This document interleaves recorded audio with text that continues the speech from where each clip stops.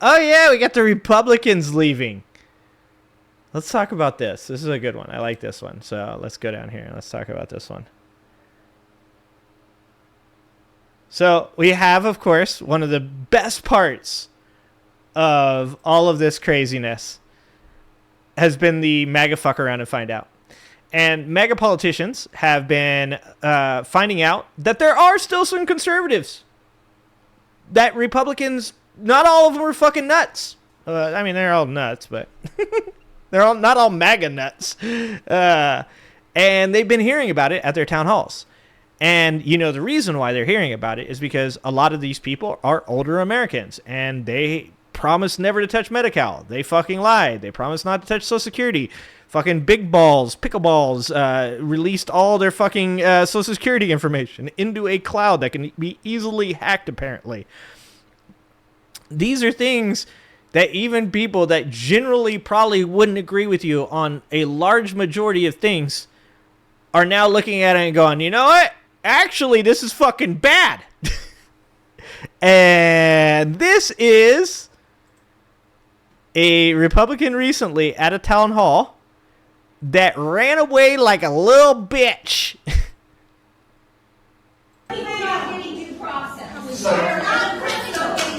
So due process for a citizen and a non-citizen are different. It's not. That's not true. No, it's not. No, it's not true. No, it's not. That's not true. Fake news! The 5th and 14th Amendments allow for the Supreme Court of statute. You know what I like about this? Is that people are actually becoming better educated. This motherfucker's like, the 5th and the 14th! He's like, I finally read the Constitution. Many times. Shame. Shame. Shame.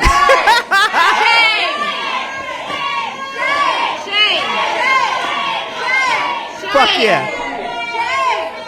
Yeah, walk out the back door. Walk out the back door. Bye, Felicia! Oh, he dropped a bye, Felicia. Oh, that is amazing. Hey, what is going on here? There we go. Okay. We got an error code. Fucking my internet is so bad right now. That dude dropped a bye, Felicia on him. It was fucking amazing.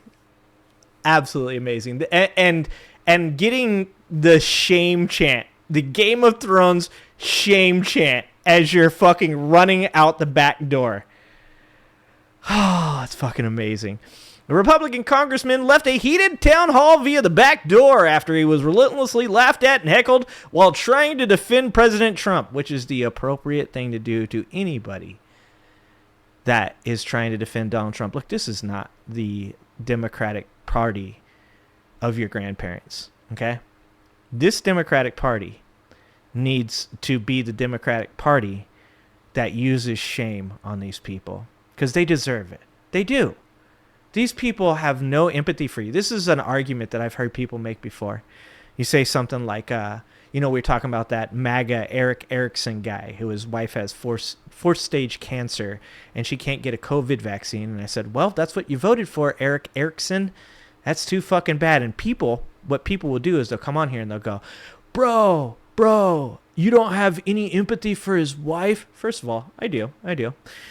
You don't have any empathy for his wife. You're going to talk shit about her not being able to get that vaccine. What if your wife got cancer and couldn't get a COVID vaccine, and then people said that they didn't care that she couldn't get the vaccine? Well, let me stop you right there.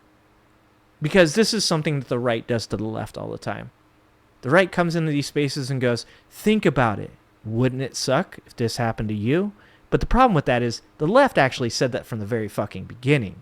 They're like, hey, wouldn't this suck if it happened to you? And you said, not going to happen to me. Don't fucking care. So to begin with, there's that. But also, you're never going to feel bad for me if my wife gets cancer. It doesn't matter whether or not I make fun of this motherfucker or not. Whether or not I shame and mock this person or not. Because even if I sat on this fucking channel and said, man, that's fucked up. We should really all have empathy for this human being because it's so important to. You wouldn't care whether or not that thing happened to me or happened to my wife, because we've already established that when it happened to other people, you didn't fucking care. So this left-wing party, this Democratic Party, needs to be one that mocks and shames and makes fun of you motherfuckers. Rep. Barry Moore was hammered with tough queries and more than a few heckles during a raucous town hall in Daphne, Alabama. Gray pill. They're in Alabama. You should have been there. The tense showdown was captured in a 40-minute video from the advocacy group Indivisible Baldwin County. It shows Moore squirming under relentless questioning about Medicaid cuts, the closure of rural hospitals, Trump-era tariffs, immigration crackdowns, abortion bans, and even the deployment of the National Guard in Washington, D.C. Moore's attempts to respond were drowned out with laughter and interruptions, which is all too fucking appropriate. At one point, the audience openly mocked his evasive answers. Once again, full support. By the end of the night, the Republican lawmaker had had enough, cutting things short and slipping away through an exit rather than facing his increasingly hostile crowd. Exit stage left. At one point, a woman asked, "Why are people not getting due process? Why are immigrants not getting due process?" Moore's answer went down like a lead balloon. So due process for a citizen and a non-citizen are different things. He was drowned out by loud cheers and cries of false.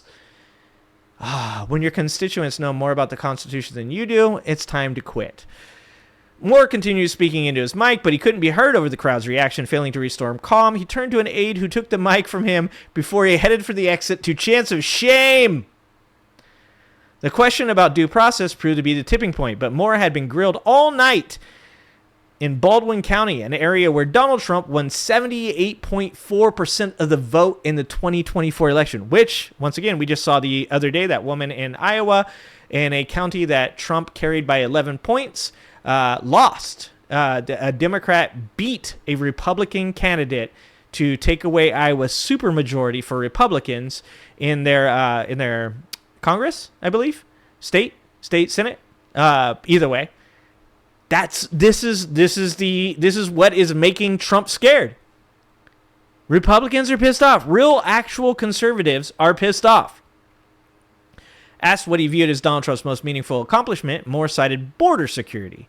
The audience responded with laughter, loud jeers, and chants of next question. He was also accused of lying after asserting that Medicaid cuts in Trump's mega bill would apply only to undocumented immigrants, which is a fucking flat-out lie. That is fucking insane that he would even say that. And do you like the fact that when asked what his most important policy issue is, he goes to immigration? Because these people have been fed a steady diet of anger, hate, and vitriol, and they know, these Republican representatives know that for fucking decades now, anytime that they're in a hard spot, all they have to do is just roll back and be like, oh yeah, brown people, don't forget about brown people are here, they're stealing your shit, they're killing joggers, they're coming in to take your jobs, brown people. Moore did not offer closing remarks or say goodnight as he exited the event in Daphne, a suburb of Mobile.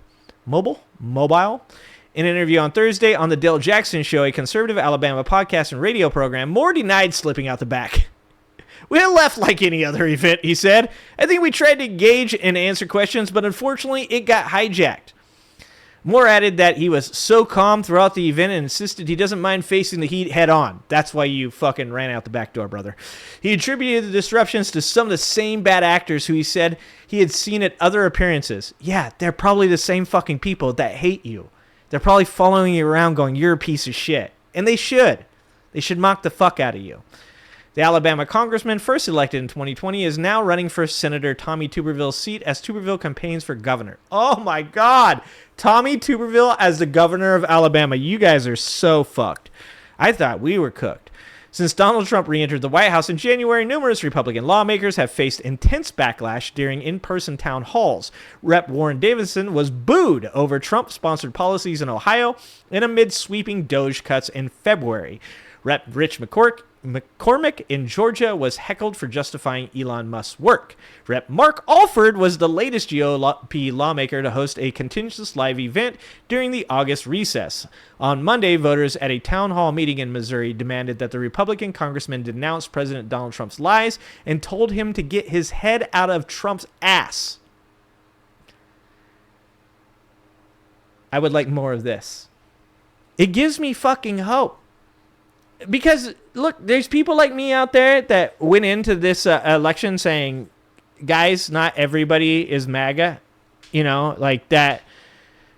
There's a lot of conservatives that I will straight up disagree with on almost everything they believe. But, you know, I've known conservatives in my life that when having the discussion on the topic of abortion, and this is going to sound fucking crazy to you guys, but back in the day when we were talking about abortion, there were certain conservatives that would say, you know, you can be pro-choice. That is understandable. That's for you.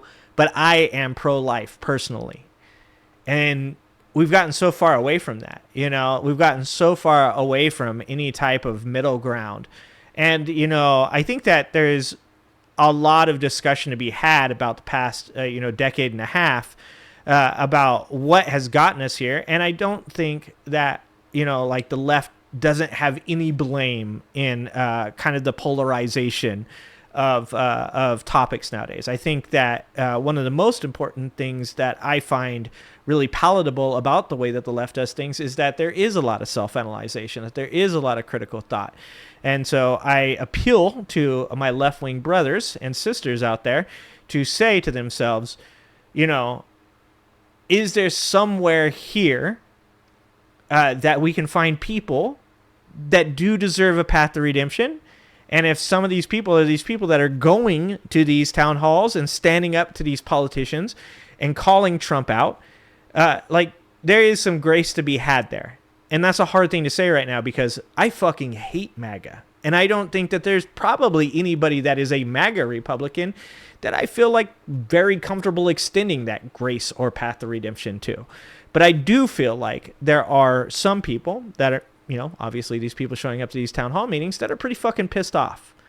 When, you know, the potential that was a conservative person asking why an immigrant isn't getting due process, to me says that person then at least gets the idea that though they may not want that person here in the country, that they deserve the right to be shown that they should be deported before being deported. I hope that there is something that we can do with this, what's going on here. Let's see. Oh, thank you for $10. 5 Alarm Fire. Another $10. Thank you so much tonight, 5 Alarm. What I find hilarious is when Republicans gerrymandered the Texas maps. They put 10 districts in play, and the 5 they gerrymandered isn't a given with the right-wing hate happening across the states. 100%.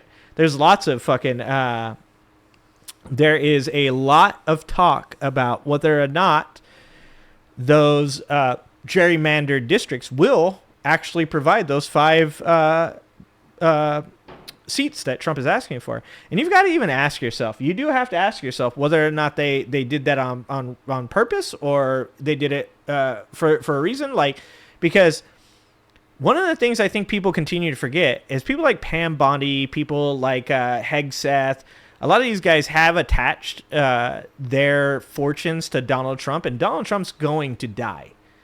He's going to die within the next decade. He might die in the next couple of years.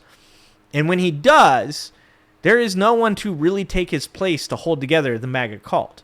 And I do believe that there are some Republican Congress people out there that are very fucking scared about losing their jobs. And I also think that's why so many of them are quitting, because they don't want to be attached to this. They'd rather go into the private industry before they get fucked.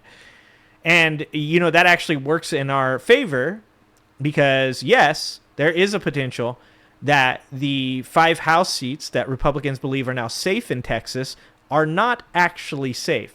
And the best I think that you can really hope for when we talk about those Republican gerrymandered House seats is not that a Republican is going to vote for a Democrat, but instead that Republicans will stay home and won't vote. Because that is a part of why Kamala Harris lost. Kamala Harris lost because in part due to, not just only because, but in part due to people that were unhappy with Biden's administration for his foreign policy, people that were unhappy with some of the things that Kamala Harris was perceived to have done as the district attorney in California, which I debunked 99% of those, but not everybody watches my fucking show, so whatever.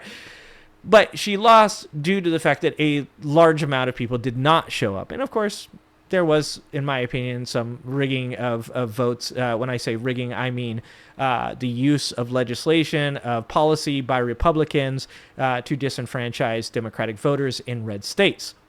Not the way that Trump would use that. Thanks for watching. If you like this video, please like and subscribe and hit that notification bell. And check out that video on the screen now.